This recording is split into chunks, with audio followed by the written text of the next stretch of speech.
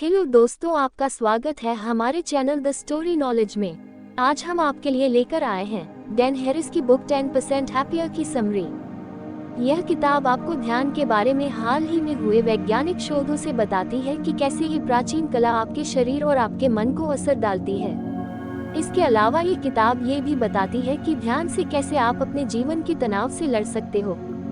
क्या आपने कभी क्रोध में अपना आपा खोया है? क्या आपने कभी क्रोध में ऐसा निर्णय लिया है जिससे आपको बाद में पछतावा हुआ हो? या कभी आपने अपने अच्छे दिन को बर्बाद कर दिया क्योंकि आप नाराज हो गए थे? क्या आप अपनी भावनाओं को काबू करना चाहते हैं? अगर ऊपर के सभी सवालों का जवाब हाँ है, तो बधाई हो, ये सबक पढ़कर अपनी जिंदगी को बदलने वाले हैं। ये सबक आपको सिखाएंगे कि ध्यान से अपनी भावनाओं को कैसे काबू किया जाता है। ध्यान शारीरिक रूप से और मानसिक रूप से खुद को फिट रखने का एक पुराना तरीका है। तो आइए हम आगे बढ़ें और इसके बारे में सीखें। आप जो भी करते हैं उसके लिए ईगो जिम्मेदार है।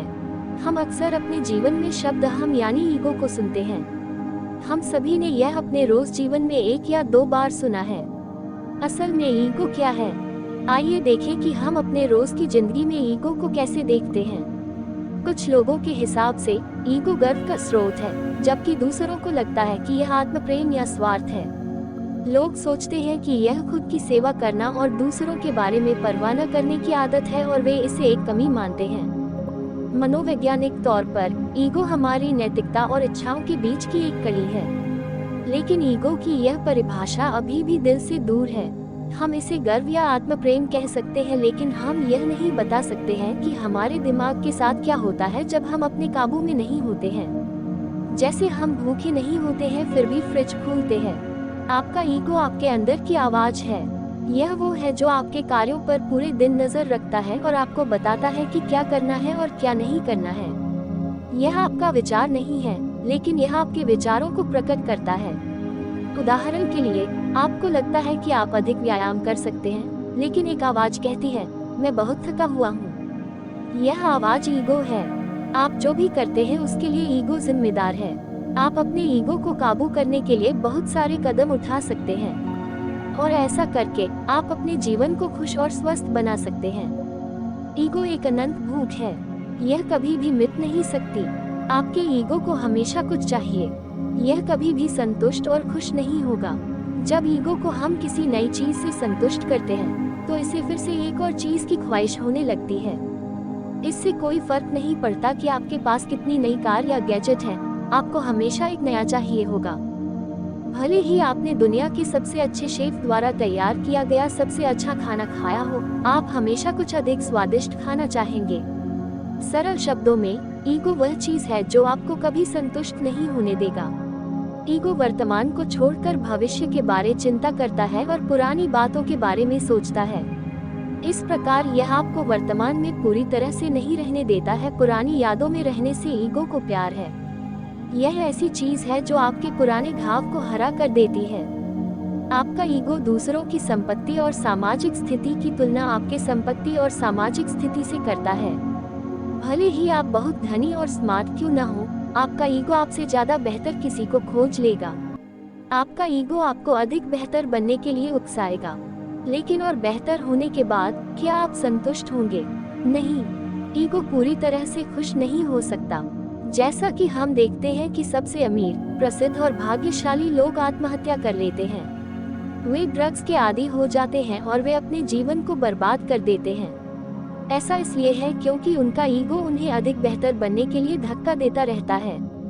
जब वे ऐसा करने में नाकाम हो जाते हैं, तो वे आत्महत्या करते हैं और ड्रग्स के आदी हो जाते हैं। अगले सबकों में हम देखेंगे कि आप कैसे अपने ईगो को शांत करने और अपने जीवन को सुधारने के लिए आप मेडिटेशन यानी ध्यान का उपयोग कर सकते हैं। हम अपने ईगो को अपने और दूसरों के प्रति दयालु होकर नियंत्रित कर सकते हैं। ज्ञान हमें अपने आसपास हो रही घटनाओं का जवाब गुस्से की बजाय शांति से देने की कला को सिखाता है। ध्यान हमें हमारे दयालुता और जिम्मेदारियों को बढ़ाने में मदद करता है। इस प्रकार यह हमें वर्तमान में रहने और तनाव देने वालों को अनदेखा करने में मदद करता है। जैसे कि एक दिन एक दोस्त ने लेखक को कहा कि वो कभी सफल नहीं होंगे। उन्होंने इसका सही तरीके से जवाब दिया, वे नाराज नहीं हुए। उन्होंने अपने बॉस से पूछा कि वह अपने काम को कैसे सुधार सकते हैं। ध्यान और दयालुता हमारे दिमाग पर असर डालती है। हार्वर्ड में एक अध्ययन में पाया गया कि जिन लोगों ने 8 हफ्तों तक ध्यान का अभ्यास किया, उनके दिमाग के कुछ हिस्सों में एक मोटी सफेद सी चीज पाई गई। दिमाग का ये भाग खुद के बारे में चेतना और दयालुता से संबंधित था। इसके अलावा ध्यान ने तनाव से जुड़े दिमाग के हिस्सों को सिकोड़ दिया। एक और अध्ययन में पाया गया कि जो लोग ध्यान करते थे, वे दूसरे लोगों के साथ ज्यादा समय बिताते थे और अधिक हंसते थे। इस तरह हम अपने और दूसरों के लिए दयालुता का उपयोग कर सकते हैं। दलाई लामा के शब्दों में, एक बुद्धिमान स्वार्थी बने, एक बेवकूफ स्वार्थी नहीं। हमें अपने और दूसरों के प्रति दयालुता के व्यवहार को अनदेखा नहीं करना चाहिए। अपने प्रति करुणा में सुधार करने से हमें अपनी गलतियों को देखने में, इन्हें मानने में और खुद को माफ करने में मदद मिलती है। इस प्रकार यह हमें धूम्रपान छोड़ने और स्वस्थ भोजन खाना शुरू करने में मदद कर सकता है। इसी तरह दूसरों के प्रति करुणा में सुधार करना हमें एक बेहतर व्यक्ति बनाता है। अपने ईगो को काबू करते समय अपने आप को बहुत ज्यादा मत दबाएं। अपनी जरूरतों को मत भूलिए। अपने ईगो को काबू करने का मतलब यह नहीं है कि आप अपनी खुद की जरूरतों के बारे में भूल जाएं। जैसे कि महेंद्र नामक एक भारतीय शिक्षक थे जो ध्यान करना सिखाते थे। उन्होंने अपने छात्रों को सलाह दी कि वे झगड़ा न करें। उन्होंने चीजों को सरल रखने के लिए कहा। एक दिन एक छात्र ने उनको बाजार में देखा। वह मूंगफली के एक बैग की कीमत के लिए झगड़ा कर रहे थे। जब छात्र ने उनको झगड़ा नहीं करने की याद दिलाई तो उन्होंने कहा, मैंने आपको मूर्ख या गूंगा होने के लिए नहीं कहा था। जॉन कबात-जिन के मुताबिक अपने आप को संतुष्ट करने से आपका मन साफ हो सकता है। यह नए विचारों के लिए कुछ जगह बना सकता है। 10 दिन ध्यान करने के बाद लेखक के मन को शांति मिली। उनको अद्भुत विचार आने लगे और उन्होंने अपनी नोटबुक उन विचारों से भर दी। अपनी यात्रा के दौरान लेखक ने पाया कि वह अपने काम को और अच्छे से कर पा रहे थे जब उनका मन शांत था। उन्होंने पाया कि सफलता के लिए तनाव और कंपटीशन की जरूरत नहीं है। एक शांत मन अकेले सफलता हासिल कर सकता है। ध्यान आपको परिस्थितियों को संभालने के लायक बना सकता है। इस सबक में हम 2 सवालों पर चर्चा करेंगे। वे हैं, ध्यान वास्तव में क्या है? हमें ध्यान क्यों करना चाहिए? आइए पहले सवाल पर गौर करें। ध्यान का मतलब है अपनी सांसों पर ध्यान लगाना। ध्यान के समय हम सिर्फ अपने सांसों पर ध्यान लगाते हैं। हमारा मन इस दौरान यहाँ वहाँ भटकेगा। हमें वापस अपना ध्यान इस पर लगाना है। ध्यान एक बहुत आसान तरीका है। अब आइए दूसरे सवाल पर ध्यान दें। ध्यान हमें बिना कुछ फैसला किए चीजों को देखने में मदद करता है। जैसे कि आपके नाक में खुजली हो सकती है या पैरों में दर्द हो सकता है। आपको बस बिना कुछ किए इस पर ध्यान लगाना है। अंत में आप पाएंगे कि आप और कठिन परिस्थितियों को संभालने के लायक हो गए हैं। आप अपने विचारों और भावनाओं को संभालने के लायक हो जाएंगे। ध्यान के 1 महीने के बाद लेखक ने अपने जीवन में परिवर्तनों देखना शुरू किया। वह अधिक दयालु बन गए। उनकी चिंता कम हो गई। उन्होंने काम पर गपशप करना कम कर दिया और वह अधिक दयालु बन गए। इस तरह ध्यान आपके जीवन को बदलने में आपकी मदद कर सकता है। ध्यान सिर्फ दिमाग के लिए ही नहीं, यह आपके शरीर के लिए भी बहुत फायदेमंद है। हालांकि समय के साथ हमारे हालात बदल गए हैं, पर तनाव का जो असर हमारे शरीर पर होता है वह नहीं बदला। लगातार तनाव में रहने से हमारे खून में नुकसानदेह केमिकल्स पैदा होने लगते हैं। ध्यान हमारे शरीर में नुकसानदेह केमिकल्स की मात्रा को कम करता है। यह हमारे रक्तचाप को कम करता है।